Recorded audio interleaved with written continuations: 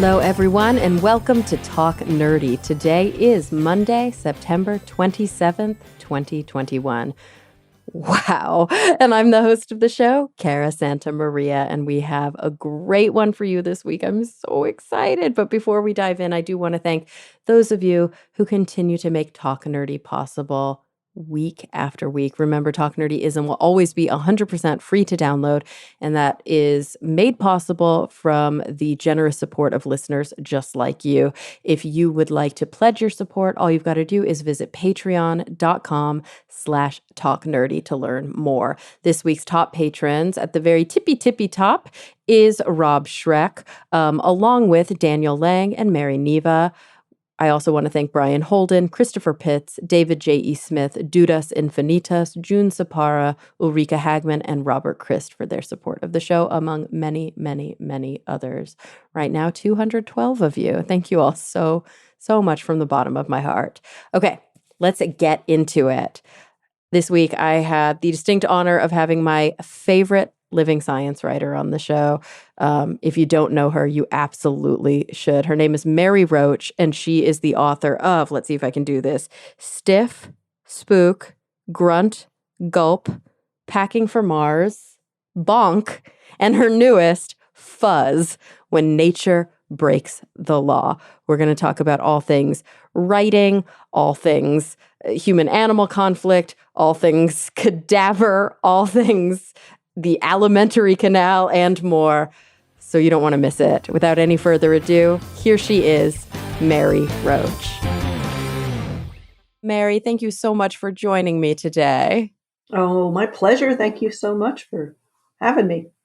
I'm so excited to talk with you about all things Mary Roach, but of course, equally and including your newest book, Fuzz, When Nature Breaks the Law. So it's very rare on Talk Nerdy that I have had the, let's say the time, the energy, because I'm doing a million things at once, working on my PhD, doing a TV show. I work on multiple podcasts. It's very rare that I've had the time and the energy to read the book. It's even more rare when I have an author on whose books I have read all of. But I have to say, and I know this is going to sound really weird up front because we just started recording, but I've told a lot of other people this, and when I say it, I'm not blowing smoke. It's absolutely true. You're my favorite living science writer. Oh, thank you so much. I find your style of writing to be so compelling. So it's like you manage to be incredibly informative. I learn so much when I read from you, but at the same time, there isn't an ounce of haughtiness. There isn't an ounce of teacheriness. These are not words. I'm not a writer, as you can tell. I like teacheriness. I like that teacheriness. They're so your words are very humble. They're also very confronting in a way. Like when I read your work, I am thrown into the questions that at my core, at my soul, I would have wanted to ask, but most people don't because they're maybe not always the polite questions, if that makes sense. It definitely makes sense. I don't seem to have any boundaries. I have no sense of shame. I will ask anybody anything. And, it's funny. It's almost like they're like, thank God somebody asked this question. I can finally let it out. Do you ever run into people, though, who are really taken aback and are kind of like, oh, I can't talk about that? I do remember being in an operating room with a surgeon who I don't remember what procedure I was witnessing or where I was, but he was using one of those laser scalpels that kind of cut and seal at the same time. And of course, they're burning the flesh as they do this. And I said, do you think that kind of smells good? The smell. And he said, that is a really morbid question. And I was so taken aback because I was like, really? It is? I don't know. I guess someone needs to recalibrate my sensors because I just thought it was, I don't know. It kind of smelled good. Of course. I mean, meat is meat, right? No matter Right? the Right? source. It smelled like a barbecue in there. Exactly. Oh, that's funny. Yeah, and I mean, I can imagine that very, very often, like you said, it runs the gamut everywhere from people who are like, "Oh, thank God somebody finally asked me that. This is what I really wanna talk about. This is what I talk about with my friends after work." Up to kind of like, "Wow, you really put me on the spot here, Mary. Thank you." Because you go there and I don't know, like, there's so many questions I wanna ask you, and I probably honestly should have prepared for this interview more, but I told myself, "You're gonna Nah. fangirl a little, and then you're just gonna go. You're just gonna talk." And so, I don't have any questions scripted for you. I just wanna see what comes up. Yeah, But I sure.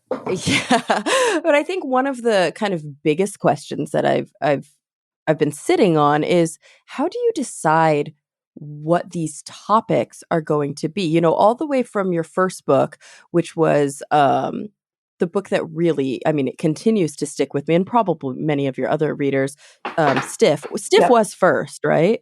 Stiff was first. Yep. Yep. It's just been re-released because it's been out. Was it almost almost 20 years? So we re-released it, and I did an epilogue to bring it up to date. Kind of did some additional reporting, but yeah, that was my Stiff was my first book, and people, when it's your first book, people they're like really excited. I wrote for magazines for years, and people were like, "Oh my God, you're writing a book? That's so exciting! What's it about?" uh, Cadavers and people and people would have several reactions, none of them very pleasant. Well, they'd either just get away from me quickly. One of them went, "Well, let me ask you something. Who's going to buy this book?" Her name was Bonnie. I forget her last name. Fluke, Bonnie Fluke. And she's like, "Let me ask you, is that a party?" So, and on the cover of Stiff that just came out, it says over 1 million copies sold. So that's for you, Bonnie Fluke. That's who. Screw you, Bonnie Fluke. Of course, she's going to listen to this and she's going to be like, "Wow, that was uncalled for. What a bitch." Oh my God, I love it. But it's true. It's like there is this, and you managed to tap so beautifully into the morbid, quote, morbid curiosity of kind of human nature, of sort of like our existential selves in a way, though. And I know that I've said this to you before, and I've said this about you before, probably on air, in a way that is like bitingly funny, but in the very same breath, ultimately respectful. And that's a really hard thing to do because it's very easy to like punch down. It's very easy to be funny, but also to kind of take the piss in a way. And Like I just especially did to Bonnie Fluke. Oh, Bonnie, we love you, Exactly. Bonnie. But it's, especially with a book like Stiff, where you're talking about dead Yes. bodies and you're talking about what happens, if you donate your body to science. In a book like Spook, where you're talking about people trying to seriously and really earnestly uh, experiment on the concept of an afterlife, Right. which, doesn't usually end the way that they would maybe hope. Where you're Right. talking in Grunt, where you're talking about military individuals who, probably many of whom have a great sense of humor, but are not known for having the Right. best sense of humor. Right. Um, these are very sensitive areas, but oftentimes authenticity requires that we grapple with the absurd. But you manage to grapple with the absurd in a way that ultimately is so respectful of the dead. It's so respectful of the victim. It's so respectful of the quote perpetrator, if there's a perpetrator. It's so respectful of the scientists and the subject of the science. And I'm always taken aback by that when I read your work. Well, that's really great to hear because I actually lose a fair amount of sleep over that because I do choose these topics that are a little bit sensitive or taboo, and I like to have fun and kind of make people laugh, but I don't ever want to be hurtful. Well, sometimes there's every now and then there's a character in the book. I'm like, I'm just going to let you have it here. Yeah. there's like one per book. Right. Like you But should then, not have been such an yeah, asshole yeah, because you are so getting written into this yeah, book. you had it coming. So, but for the most part, I want the people that I've written about, if they're still alive, some of it is historical, but I want them to I want them to like the book. I don't want them. I mean, obviously, it's not a fluff piece. I'm not writing a publicity campaign for them, but I don't want them to feel angry or that they've been slighted or betrayed in any way. But I still want it to be entertaining. So I spend a lot of time fretting about that, and I'm always very. I have a lot of dread when the book comes out, and the people who are in the book, like what are they going to think? Like the thing that makes me most happy when a book comes out uh, is not a good review in a newspaper. It is a letter, an email from somebody in the book who I've profiled saying that they enjoyed it. It's a huge relief, just a huge relief, because you never know how people are going to respond to how they're portrayed, and it is this, they're trusting you with their career in a way, so and it's very generous. There's nothing really in it for them. They're not getting paid for their time. They're not.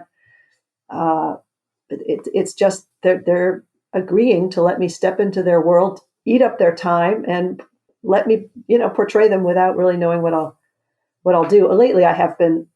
I often read the chapter out loud to somebody, so just mostly to make sure it's accurate. But yeah, you never know. So I'm always bracing for the worst. So part of my success, I think, comes from massive insecurity. I don't. Do I have this right? Do I need to tweak it a little more? Does this need to be funny? Does this need to be more? Um, there just needs to be a little more pathos here. But for the most part, it's just intuitive. By the time you finish reporting a book, you spend at least a couple of years immersed in this world, and you have sort of an intuitive feel for what you're going to get at, how you're going to say it, and what's appropriate. And you just have to trust that because there's no real formula for it. Right. And there's no real formula. There's no right or wrong. I mean, you're developing it as you go. I'm curious two things, which I probably won't remember both by the time we finish the first. But the first is how do you determine what you want to make book length? Like you said before Stiff and after, you were writing for these different outlets and any sort of freelance writer or even staff writer has had the experience of, okay, I've got a 500 word assignment, I've got a 3,000 word assignment, I've got these different things in between, and so this topic requires this amount of reporting and blah blah blah. But book length is a whole different animal, and you've written multiple book length topics, some of which feel very broad, like cadavers, right? Like what happens to your body when you die, or your new book Fuzz, like what happens when nature steps out of some arbitrary line that humans have imposed on them, versus some topics feel really narrow. And I was amazed by how much content there was, like Gulp. Okay, we're talking mouth to butthole. Right. What's going on here? Right. And there were, I mean, I was just, it was a joyful experience from mouth to butthole as I was reading Gulp, because there was so much there that I had no idea about. So, yeah, Yeah. So how do you decide that? how do I decide that? Well, um, for many years, I didn't write books for that very reason, because I was used to writing 4,000 words or 5,000 words at most. And the idea of writing 80,000 words on a topic seemed ridiculous. Like, what would that be? But my topics are almost, I mean, they're so broad that they enable me to kind of cherry pick, say, 12 to 15 different aspects of this very broad topic to, to fill up the chapters, and and they're linked. There definitely is a progression from one to the next, but they also kind of stand alone a little bit. So they're almost like 15 separate topics under an umbrella topic. So that makes it a little easier. I mean, it's never easy for me to figure out the book topic. I often start with one item that kind of intrigues me. And I think, what would be the umbrella what would be the umbrella topic that would cover this? I'll start with a very specific thing and then build out from there. I'm like this. There used to be this ad for Kohler bathroom fixtures. They make faucets and shower heads. And there's this ridiculous ad where this man walks into an architect's office and he plunks down a Kohler faucet on the architect's desk and he goes, "Build a house around this." I remember that. I'm like, what an asshole. Wow. The architect must be like, "Get out of just leave right now." But anyway, I'm kind of like the asshole with the faucet, because I'll just find something that is just so compelling and interesting and surprising. I'll think, oh, this could be in a book. What would that book be? And then I kind of move out from there and try to see what other faucets, what other plumbing fixtures could I throw into the mix. So it's not like I start with a topic. I kind of start with a piece of a book and figure out what the book would be. So it's a kind of a weird inside out journey for me. And it's always the hardest part of the process, is figuring out what the next book will be. I mean, I did that with Stiff also.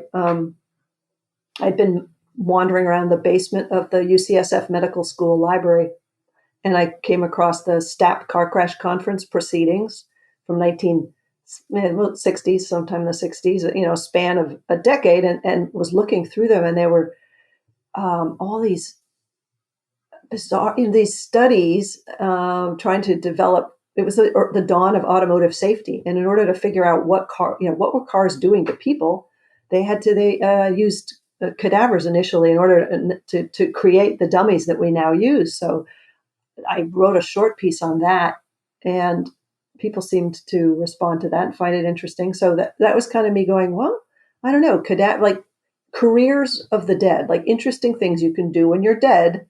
That was sort of the genesis, just wandering around and finding this bizarre collection of bound papers from the car crash conferences of the 60s.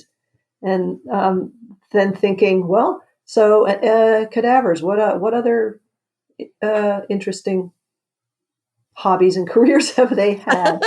How have people used them? And and then it just grew from there. And eventually I threw a book proposal together. So it wasn't like I thought one day, cadavers, that's a great book topic, because I actually agreed with Bonnie Fluke. Who the hell is going to buy this book? I had the same thought, which is probably why it was so painful to hear that. Because it doesn't seem obvious that someone's going to walk into a bookstore, point to a book about cadavers, on a table full of new nonfiction, and go, "Oh yeah, that one, that's the one I want to read." So, but you tap into something that's maybe not obvious, but is so there in most people's minds. And sure, we all end up there. Yeah, and you take that kernel and you grow it into something, large, and probably at times that feels unwieldy, but ultimately ends up feeling incredibly intentional and incredibly planned. And I'm wondering, what is that kernel for your new book, Fuzz? What kind of inspired you? What experience did you have that inspired you to say, okay, this is a topic, like when nature kind of, quote, breaks the law? I started out, I go through this period of kind of grasping and groping, kind of figuring out where might I go next. And as part of that grasping and groping, I had stumbled onto some of this work being done up in Ashland, Oregon, at the National Wildlife Forensics Laboratory. I mean, I like forensics. Forensics is interesting. It's been covered a lot in human crime. Yeah. But I got fascinated by the work that's done there, trying to, because endangered species get trafficked, the whole animal, parts of the animal, et cetera. And there's this woman up there, another Bonnie Yates. She's retired now, but Bonnie Yates has this hair library, which, for different species. Like you do. Yeah. It's a hair library that, of course, appealed very much to my sensibility, the hair library. So, and she was talking about how complicated it is, because any one species has, they've got regular hair, undercoat, guard hair, whiskers. So to put together, a comprehensive library of. Anyway, that was kind of interesting. She wrote a paper on how to tell real versus counterfeit dried tiger penis, 8-page paper. on that. And so I just thought, well, let me just see what Bonnie Yates is about and whether this could be the faucet, the Kohler faucet. And unfortunately, as I was told by the director of the lab, you cannot tag along on any open investigations. You cannot shadow our investigators because that's illegal. So that was a dead end. And then I wandered off. And then, I thought, well, maybe I can use some of this material and then I'll combine it with something else. I wandered off into the world of agricultural crime because I got interested in the fact that before the Super Bowl, so many people want to make guacamole that there's this whole black market and people stealing avocados from avocado ranches. And to the extent that there's a felony crime called grand theft avocado. That is actually a category. So I kind of got interested in agricultural crime. That was a dead end because honestly, it's not that interesting. People stealing fruit.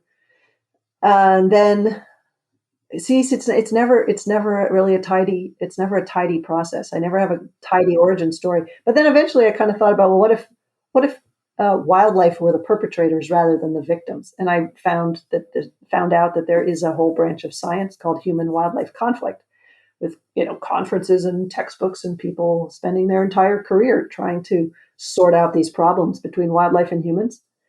And so I thought, well, that's an interesting corner of science that I didn't know about. So I started looking into it, and that also had the idea to organize it by crime, starting with the felony crimes: murder, manslaughter, home invasion, breaking and entering, grand theft sunflower seed for the blackbirds, and then the misdemeanors: littering, trespassing, jaywalking. And all of them involve some kind of science or some aspect of this, which is it was kind of fun. So that's kind of how it happened. Very long, meandering, not all that interesting story. Incredibly interesting. And I mean, I think it's I'm they call it in the psychology world or in the psychotherapy world the difference between like content and process. So when I'm working with a patient, there's what they say, and then there's like what this aspect of the conversation, not necessarily what it means, because I'm not Freudian. I'm not saying like a cigar is not a cigar, but it's sort of like, they're saying these words about this stressor. We're working on developing good strategies to overcome or to mitigate their, panic disorder or whatever the case may be. And so there's the content and there's the process. And I find that probably listeners to my podcast know that there's a lot of talk about process. I think that process is really fundamental. I also think it's something we don't often get to hear about. We're so used to short form journalism, or especially in audio and video formats, pithy sound bites. This is the headline, this is the main takeaway, with no nuance, no context, no anything. And so I love to dig deep into the why and the how of everything. And I personally think it is very interesting. And I remember my second question that was at the tip of my tongue. So I'm very excited, which was, what part excites you more? And of course, this is not a binary. I'm sure they're both interesting to you, but you do a lot of, in the field, boots on the ground reporting for your books. Like, you go to where the action is, you discuss things with people, and you really try to dig deep and understand things so that we, as the observers, as the readers, as the listeners, can empathize, kind of put ourselves in your shoes. But you also do a lot of really cool, like, archival, historical reporting. And I'm wondering which of those is more compelling for you? Which of those do you find you are, excited more to dive into? Which of those do you enjoy writing about more? I'm sure it's, it's kind of all over the map, but they're so different, these forms of reporting. And I think they coalesce together really beautifully. Oh, well, thanks. But they for me, the writing, how much I enjoy the writing depends entirely on how well the reporting went. So, okay. And likewise, the reporting is only joyful if it's going well. If I'm getting, a scene or a moment that I know is going to be really fun to write up for the reader. And that doesn't necessarily mean it's a fun moment. Sometimes it's awkward or disgusting or risky or embarrassing, but I know it'll be fun to write, so I don't care. So that is still a really positive reporting experience for me. Interesting. Sorry to interject, but I can imagine that it would, I'm trying to empathize with your job right now, and I'm thinking I naively would probably always get so caught up in this is a fascinating experience or this is a fun experience that it would be hard for me to constantly remind myself this is all about what's going to end up in the book and whether this is, good reporting or not, or it lends itself to good reporting or not. That's what matters. Yep. I think I might be like, that was a great day. And then I'm like, shit, I don't think any of this is Yeah. usable. There's nothing duller than a fun trip. No one wants to hear about your fun trip where You're everything went right. well and you had a nice time at the beach and you had some good food. Nobody Nobody cares. wants to see those slides. People You're right. want to hear about, when you fell overboard and you were attacked by sharks or whatever. They want to hear about the parts where there was some drama.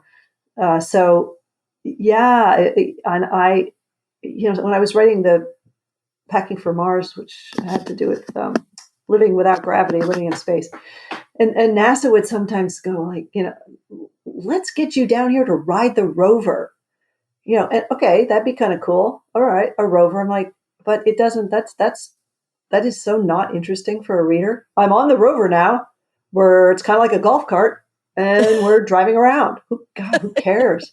It's like, let's get you here to ride. No, I don't want to ride your rover. I think I might have been asking, like, I'm doing a chapter on restricted hygiene and what it's like to not bathe for weeks. And when there was all kinds of research back in the Gemini and Apollo era. And I said, I really want to come there when when there were shuttle flights, when the shuttle lands, I want to be there when they open the door, just to sniff it. Can I sniff the inside of the shuttle after the mission? And they're like, no. Like, absolutely not, Good crazy God. lady. No, you can't sniff the shuttle. Maybe like, why don't you come down and you can ride the rover? Screw you and your rover. I don't want to ride the rover. I want to sniff the shuttle. So yeah. So the writing then, it is satisfying and fun only if the reporting went well. Right. If I have to try to salvage a chapter because the trip wasn't all that interesting, and you can spend a week somewhere and maybe there'll be 5 minutes that were a really interesting scene that you can write up, and then that's a successful trip. Even though days went by where really, even though you're taking notes in your head, you're like, boring, boring, boring, boring, boring, boring, boring, boring, boring, boring. I could just be writing that on my notepad over and over. Boring, boring. But eventually, some moment will happen where the core of this person and their passion comes through, or my own ignorance is juxtaposed against their incredible braininess, and our inability to communicate is sometimes interesting. So it doesn't have to be sexy or dangerous or for it to work, but there have to be a few of those moments. A couple of those moments is all you need for the narrative. 2 scenes, and then you can that's your scaffold, and you can hang onto that the other information that you're finding in your reporting. But If you had to come up with, like, and this is probably an impossible question to answer, but like an efficiency quotient in terms of sort of like the amount of time and energy and effort you put into like doing field reporting and the percentage of, valuable content you get versus the amount of time you spend pouring, like, when we were talking about the archive work, pouring over periodicals and, archives and libraries and things versus, the gold that you mine out of it, which one do you think would be more efficient? well, I can tell you that less than 5% of what I end up using less than 5% of what I'm taking notes on and photocopying and gathering in my reporting. I would say 5%. Both in the field and in sort of an archive setting? Uh-huh. Yeah, wow. Yeah. Wow. I mean, an archive, especially if you don't quite know where to look, you may be just going through 100 folders, finding nothing. But that is actually kind of a fun process, snooping through old archives, because they're just the language of how letters were written and the way, memos were filed with, what was it, carbon paper to make the copies. Oh, yeah, It's like just, in triplicate. yeah, in triplicate, and secretaries initialing things, and top secret secret stamps on things that have been declassified, and but that used to say secret on them. Just that kind right, of, and like dictated but not read. Things like that. stuff like that. So you're just stepping back into the 1940s or whenever, and that is fun in and of itself, even if you're not always finding the material that you need. But then when you do find what you need, it's just, it's, my heart rate goes up. It's so satisfying, especially if you've been slogging along thinking, I'm never going to find anything, and then you find it. It's like the nugget of gold. I can imagine if you're a miner, or whatever, the people who did that thing at the river. What are they, Yeah, I know panning what you're for talking gold? about. I don't know. The Panning, guys yeah, with a panner. the panner, the guy with the beard and the beat up hat. That guy The standing at Civ the man. Civ guy, standing squatting in the river. That guy. It's like suddenly you find a sizable piece of gold, and you're like, yeehaw! I'm curious, and I don't know why this just came to me, but it's like it's really boring into my brain now. I Probably because my last 3 or 4 guests on the show, I've been doing this podcast now for like 7+ years, and each week I interview either a scientist or a science writer, generally, about their little corner of the universe.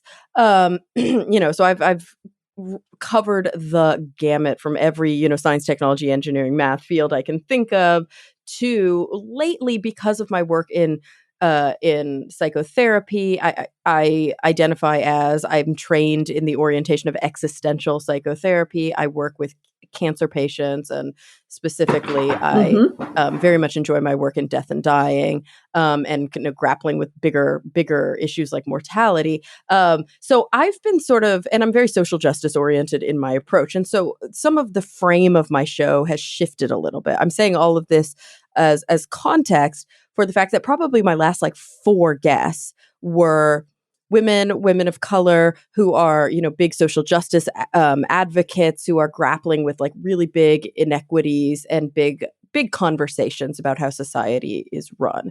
And all of that is to say, when you write your books from a reader's perspective, there's a sort of, it's equally earnest and, like I said, absurd. It's equally, hilarious, but also respectful. But there's also and I hope you take this as a compliment, because I absolutely mean it as one, but like a sort of wonder, and almost like a naive wonder to them. That's not to say you're naive, but your approach to these topics is often like, tell me literally everything. I want to know all the weird stuff.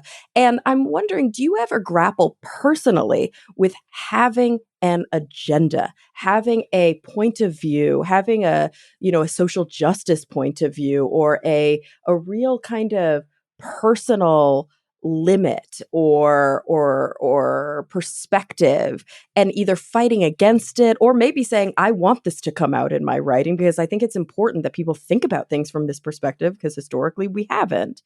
Yeah. There are times when I stumble onto something in that realm of social justice, and it is off topic. Essentially, there was a situation in Fuzz where I was reporting in India about how elephant attacks, killings by elephants, are dealt with, and it's an interesting situation, partly because elephants are part in their religion. There's an elephant god, Ganesh. So the elephant has these associations, and so there's kind of a reverence for these animals, and in general, animals that are in that kind of the collection of gods are treated fairly nicely. The elephants are given a sort of a retirement. They work, if they're working in the timber industry or wherever they're working, they get a pension in the form of housing and food, and they're bathed daily and massaged with oil. Anyway, so I'm talking to people at this tea estate about what happens when elephants come through. And the elephants often, to get into the stores where like there's a woman who had a store where she sells grain. She's a tea picker, right? And she was talking about the elephant knocked down the wall. I went and I saw the wall had been knocked down, and this had happened a couple times. And anyway, she wasn't angry at the elephants. The elephants aren't killed. The elephants get treated very nicely. But over the course of the day, talking to her and learning from the person I was traveling with about how these people are paid and how they're treated, the tea pickers, she earns 150 rupees a day, which is about the cost of a cup of coffee. And there's a quota, and it's difficult work. They've got a bag that's slung over their forehead, and there's people supervising who are sort of not beating them, but being sort of aggressive in trying to get them to work faster. And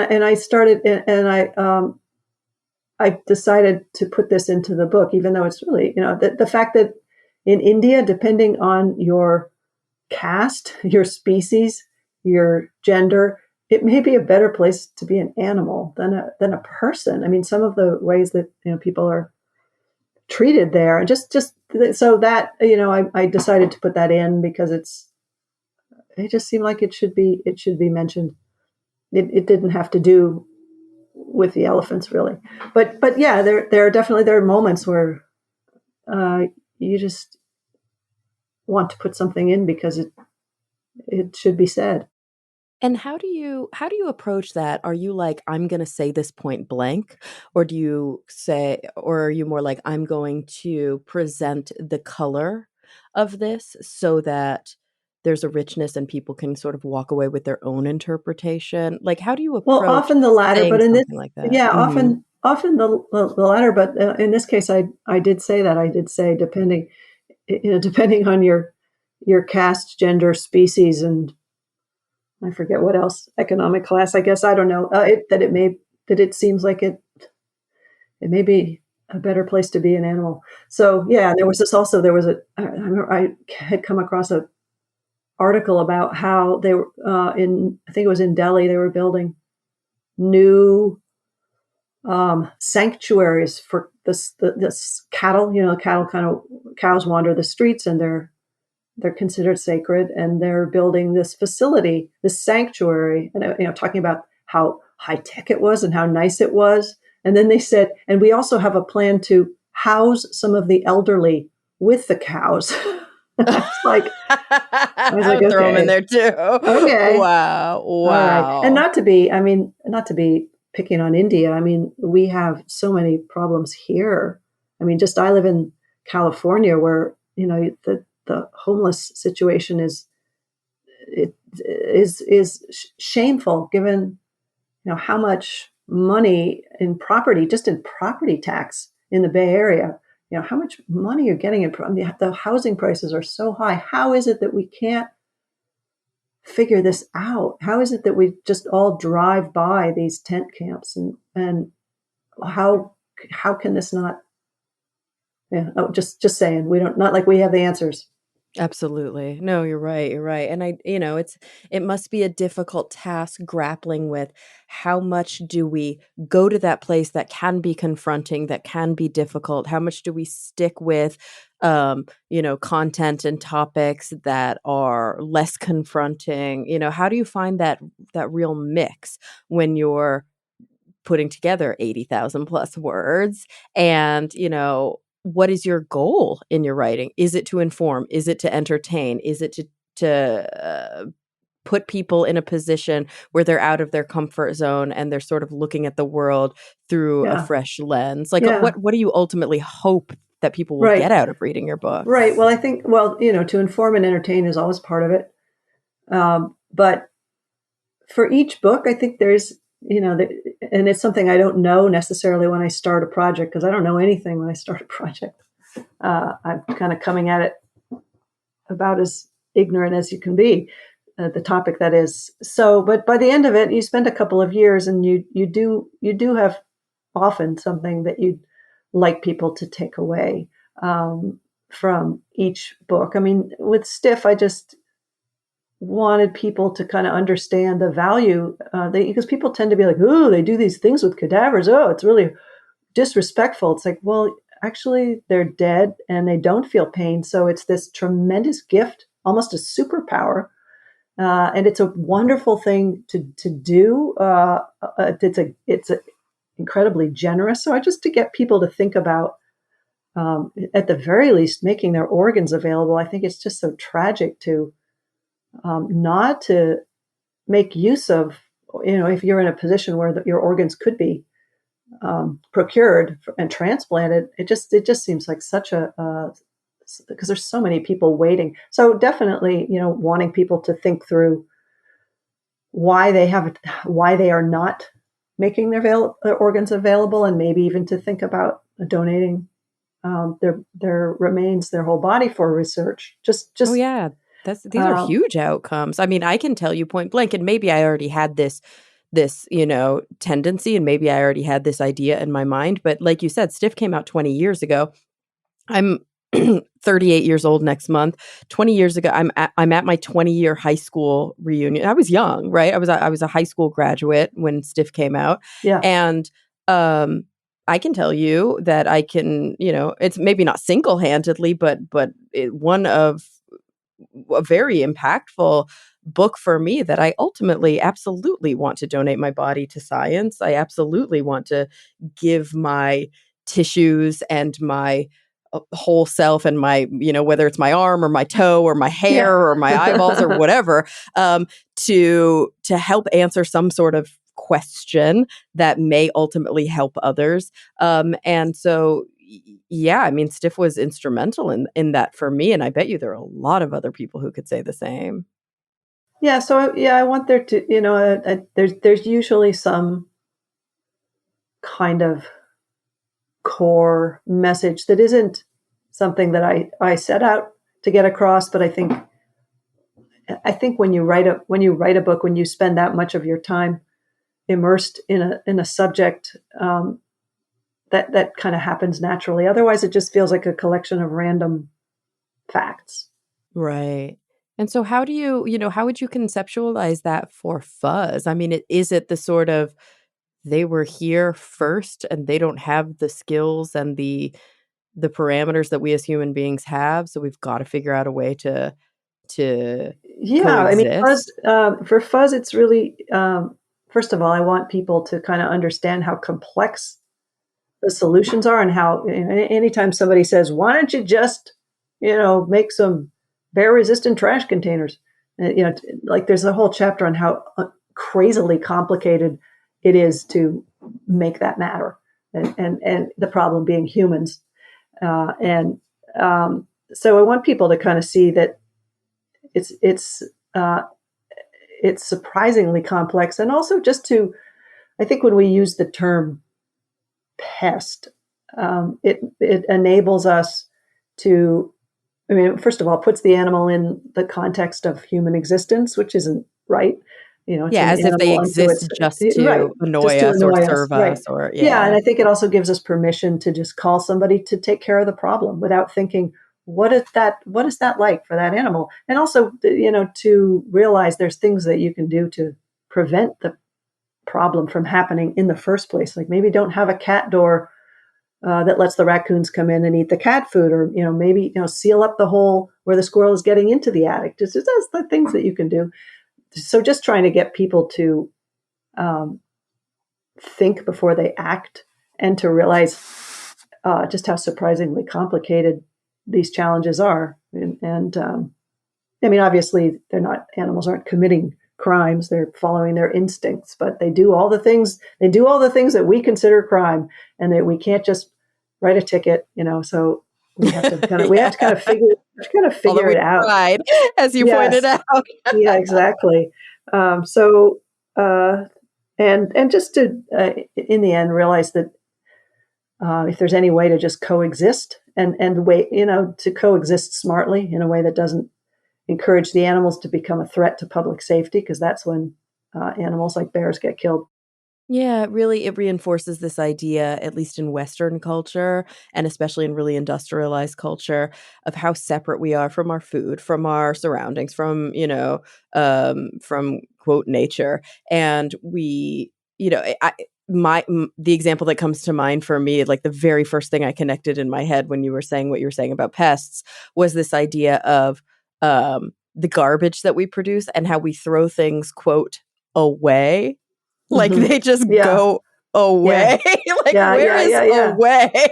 Yeah, we threw it We just away. Yeah, we Yeah, just don't think about it. We think there's this, like, weird vacuum space-time kind of, like, wormhole where we drop our stuff in the bin, and then it just, like, flits off into nowhere land, yeah, and it's exactly. like, "No, no, we're producing garbage, and then it's going into a landfill." Like, come on. And it's the same kind of thing, I think, with nature. It's sort of like, "Oh, it just, it, like, sorts itself out there." Right, right, right. Um, and yeah, that's one of the things that I often find. I spend not a fair amount of time, but as much time as I possibly can in Africa specifically. I've spent a lot of time in Southern Africa, and more specifically in Namibia. It's one of my favorite places to be. And human wildlife conflict is a topic of great interest to me. And I think a lot of people think that, like, in Africa, first of all, they think it's a country, not a continent. And second of all, they Yeah. think that just wildlife just is. They don't realize the amount of management that happens with wildlife. That many of these animals are named, they're tagged, they're numbered. We have a general idea of how many there are. We know who the nuisance animals are. There are literally fences everywhere, and there are, like, people think that Africa is just this, like, wild No, I place. know. I remember. Yeah, I remember being at Kruger National Park, which is it's a national park about the size of Massachusetts. I mean, it's huge, but it is still a fenced area. It's a big corral, and I remember being surprised by that, that there was a um, artificiality, if that's a word, Yeah, yeah, like teacherliness. yeah. It works for me, for sure. I think yours um, actually might be a word. yeah, Mine yeah. definitely is not. I'm going to say teacherliness is a word. I always throw one made up word into every book. I love it. I Nobody love seems it. to notice. It's just like, oh, huh, I guess that's a word. Yeah, okay. Right, as they would say on The Simpsons, that feels perfectly cromulent to me. I love Yeah, exactly. it. Yeah. Yeah, no, it's fascinating how many things are well known to individuals for whom that is their context, and are so utterly foreign for individuals for whom they never are. They either have the privilege or just the frame to never have been exposed to them, to never have Right. thought about them. And I think Right. that's one of the things that your books do so well, is that you manage to just zero in on that thing that makes you go, "What?" And then really introduce it in a way that is confronting and grappling and funny and sweet and interesting, and all those things, so that each new chapter I'm going, "No fucking way." As opposed to most books where it's like there's one core thing that's like, "Wow, that's interesting. Let me learn everything there is about it." When I read your books, I'm constantly going, no way. That's so bananas to me." Yeah. Yeah. Yeah. That's people sometimes say, well, how come you didn't write about, like, for Gulp? Okay, Adventures on the Alimentary Cow. Like you said, it's like mouth to butt Yeah. along the way. But it's only the really surprising weird shit that I found. Like, there's Yeah. nothing about, really not very much about nutrition or digestion. I mean, there's something, but it's not like it's not a book about digestion, which people often say. And I get why they're saying that. I'm like, actually, you won't learn really anything about digestion. Nutrition, certainly nothing. I'm just like stuff like, is it ever possible to escape from a stomach if you've been eaten? Does the eaten Right. ever prevail? Like, so I'm, tracing down stories about people, the Jonah story. And, like, there's a rumor that herpetology people who, like, have pet lizards and things, that like mealworms can eat their way. There was this sort of urban myth that they could eat their way out of a reptile's stomach. And I Ew, found like this a bot guy. fly eating its way Yeah, out of yeah, your yeah, yeah. arm or Right, something. exactly. And I'm like, I don't think so. I don't think so. And I actually found this guy. He's like, you know what? We could attach a line, a string to a mealworm and put an endoscope down the reptile, and we can feed it to it and watch what happens. So I'm like, God, I love you. This is great. He was out at University of Nevada. I drove out, and he did this. It's just great. I mean, that's one of those. I get very excited about that. Like, I don't get excited about a beach vacation, but I get pretty excited if somebody's like, we're going to tie a line to a mealworm, live mealworm, and we're going to have the little endoscope in there. And we're going to see if it escapes, if it starts to chew through the stomach. It didn't. It just like completely went limp Right. Yeah. immediately. Just died and then, Just like, turned into I'm done. nutrition. Yeah. Yeah. And you know what's funny is that my big takeaway from Gulp, if I'm being honest with myself, other than all the cool stuff about self-surgery, that was like probably my favorite and most like, whoa, holy crap, like self-surgery. But probably my biggest takeaway, and it's such a stupid thing. I'm like, how did I not know this? I literally have taught multiple times anatomy and physiology at the university level. But how did I not really think about the fact that that tube, again, from your mouth to your butthole, is not inside of you, it's your outsides. Yeah. We're like donuts. Yes. There's That was this my tube. biggest take. Yeah, We're like that was the big. thing that got me interested. I was like, this is a really weird place. It's full of bacteria. Anything goes. It's not sterile. It's a complete tube from one end to the other. So we are essentially human donuts. And so I was just like, what else is going on in there? Just like it's a really weird place. Oh, I And love that's it. why I called it Adventures on the Alimentary Canal. So it would be kind of like a tour down down the Danube or something. Right, the lazy Yeah. river. Yeah, exactly. Just you're traveling down the alimentary canal. And I remember my publisher going, people don't know what alimentary means. And I was like, well, let them fucking look it up. Yeah. I think they're going to figure it out by the image on the cover, or they open it up and they look at the table of contents. They'll figure it out. Anyway. And I love that too. I love that you have this sort of, one of the things I always say when I'm teaching science communication is, never underestimate the intelligence of your audience, but always underestimate their vocabulary. So this idea that, people might not know Yeah. specific terms, but I do think part of journalism and part of good writing is to inspire people to look words up, and Yes. to help people improve their vocabulary, not to help Yes. minimize people's vocabulary. Exactly. Don't pander to the lowest common denominator. I definitely want to have a couple words that I think most people are not going to know this word, and that's a gift I'm giving them. Mm-hmm. Yeah, They're going to see it, and maybe they'll look it up, and they'll go, "Oh, that's a great word." And not just a word, not for the sake of it being a big word, but for the sake of it being a really specific, fabulous word. It's like I'm going to use that word. So I've got to say, okay, so we've only got like a few minutes left, and there's a million other things I could ask you. And I do want to ask you, I ask everybody who comes on my show kind of my famous 2 questions at the very end, but they're short and sweet. So before I ask those last 2 questions, I'm just wondering if maybe you can share with us from Fuzz, I'm sure you've been asked this question a million times. I sort of even hate asking it, but is there anything, if you had to point to something that like really surprised you, something where you literally came out of your reporting going, I had no idea, and that was bananas. Like if you had to point to something like that, just to whet people's appetite a little bit, what would it be? Well, I had no idea that 500 people a year are killed by elephants in India. That was just an utter surprise Wow, for that's a me. lot. I had no clue that some of the techniques that were used to try to eliminate birds that were either pilfering crops or people thought that they were eating duck eggs so that hunters wouldn't have enough ducks to shoot. So there was this whole era of crow bombing where they would string up dynamite in the roosts while the crows were gone, and then the crows would come back and they'd set. It was just like, and there's all these news stories from the early half of the last century. So that was, I never had heard of that. Also, the second battle for Midway Island, had no clue that the kind of war on albatrosses, which ultimately albatrosses won. The Navy built a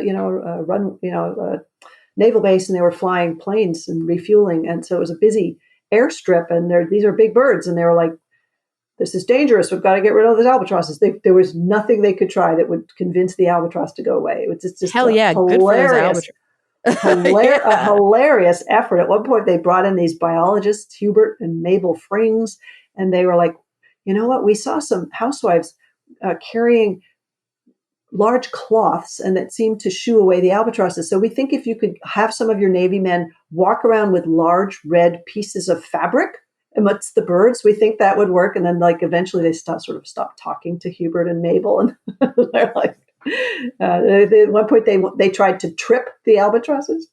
They're like, Sure. I we're love it. gonna Put some banana string, peels around. yeah, we're gonna string wire at a low level across the nesting area so they'll trip. That's hilarious. I love it Anyway, so much. People are that so kind of dumb. I thing. love it. That kind of thing was just kind of like, wow, I had no idea. I've heard of the battle for Midway, but this was a different battle. All right. Well, Mary, we're almost out of time, so I was hoping that you would take just a moment to lend us your insights about these two big picture questions that I ask all my guests who come on Talk Nerdy. And when I ask them, I want you to think about them in whatever context is relevant to you. So it could be very personal, it could be about your work, your life, your family, or it could be communal, like community, global, even cosmic, if that's relevant to you. So the first question is, when you think about the future, what is, if you had to pick one thing, what is the thing that keeps you up the most at night? The thing that literally worries you, that maybe you're a bit pessimistic, even potentially, dare I say, cynical about? And on the flip side of that, where are you finding hope, authenticity, optimism, excitement? What are you looking forward to? Well, for the first one, I don't even know where to begin. The erosion of democracy, not just in this country, but all over. And I guess the one thing at the core of it is that somehow we've lost truth. That people in politics in particular now feel absolutely free to make things up and just lie, not spin it, not exaggerate, not obfuscate, but just flat out lie. And that it seems to be very difficult for people because we have no agreed upon source. Some people are looking at the news, some people are looking at Fox, which is not news. So that we no longer have something approximating fact and truth. And that once you go down that hill, man, I don't know how you get back out. So I think that right there. I'm with you 100%. So with that darkness, do you see any silver linings, or is there something that, a little kernel of something that you hold on to that you feel hopeful about? Um, yeah, I will say that. Okay, I just did a radio show called Coast to Coast AM, which is it's a very kind of bizarre show. It's 3 hours long and it's live. And it's people, there's a lot of conspiracy stuff and UFOs and a lot of what I would call untruths. And it's a call in show. And so I took the calls. People were calling in, they were sharing stories about wildlife. And they were, but they were really nice, kind, friendly people. And they're people that I know if I looked at their voting record and I looked at various things about them, I would be like, oh my God, this is a person who voted for Trump. They're people, and people are genuinely nice. And I feel like that is still true. And I feel that we have been so polarized by politics, the media, and social media that we've been manipulated into this us versus them. And every time I get out into the world, and I travel in rural areas and I talk to people who have very different lives from me and very different beliefs. They're genuinely nice people. We're all people, and we still are. And so when I do that show, it kind of makes me step back from all of my outrage and all of my how can they believe this and how can they do that? It's like they're just nice people. They're very polite. They're very, I don't know. We're all human. Absolutely, absolutely. How very humanistic of you. I love it. Well, everybody, her books are, of course, Stiff, Spook, Bonk, Packing for Mars, Gulp, and Grunt, and the newest, Fuzz, When Nature Breaks the Law. Mary Roach, thank you so much for spending your hour with us today. I, as always, had a blast. I learned a lot. I laughed a lot, and yeah, I'm so thrilled that you had the time to spend with us. Oh my gosh, my pleasure. Absolutely. It was so lovely to spend more time with you. I think it was an hour that we spent back at what was it, the Fashion Institute of Technology? Yeah, for Nexus, for the New Yes, England Conference on Science and Skepticism. that's what it Yeah. was. That's right. Yeah. Yeah. Anyway, lovely to be back in touch. And thank you so much for having me on. Absolutely. And everyone listening, thank you for coming back week after week. I'm really looking forward to the next time we all get together to talk nerdy.